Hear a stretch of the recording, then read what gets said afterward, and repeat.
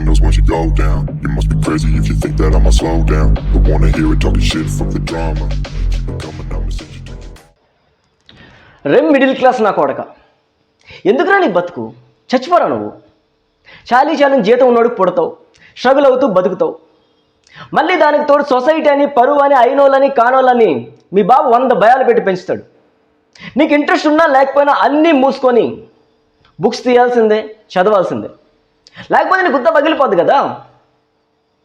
అందుకే నీకు 100% నువ్వు చేసే పని ఇష్టం ఉండదు, కానీ ఏదో దానిలో నానా సంఖ్యలు నాకి ఏదో ఉద్యోగంలో జాయిన్ అయిపోతావు. అక్కడ బాసులతోని, మేనేజర్లతో డబ్బులు కాస్తావు. అప్పుడు అనుకుంటావు కదా నువ్వు, చీదినమ్మ ప్యాషన్ ఫాలో అయినా బాగోయిందేమో, ఇలా డబ్బులు కావాల్సిన అవసరం లేదేమో అనుకుంటావు. ఇంకా కోపం తగ్గలేదనుకో, ఇంటికి వస్తావు, 2 పెగ్గలు వేస్తావు, బాసుల్ని, మేనేజర్ని విపరీతంగా తిట్టుకుంటావు. మళ్ళీ నెక్స్ట్ రోజు రిపీట్.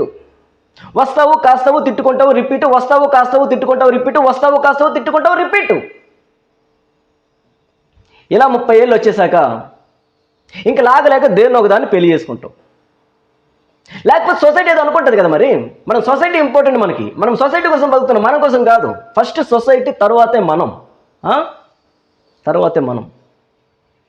అరే నీకే ఇంత దరిద్రం ఉంటే ఇంక నేను చేసుకోబోయేది అనుకుంటే చూడరా, దాని దరిద్రం గురించి చెప్పనవసరం లేదురా.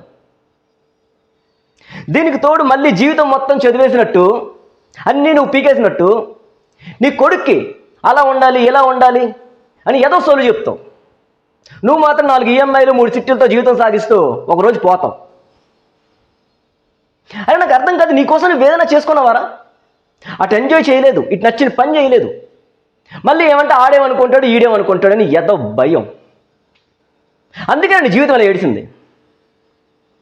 వీడి కోసం వీడేం చేసుకోలేడు, కానీ మళ్ళీ ఇప్పుడు నేను అంటున్న మాటలన్నింటికి వీడికి ఎక్కడో కాలుతూ ఉంటుంది. మిడిల్ క్లాస్ చెత్త నా కొడక.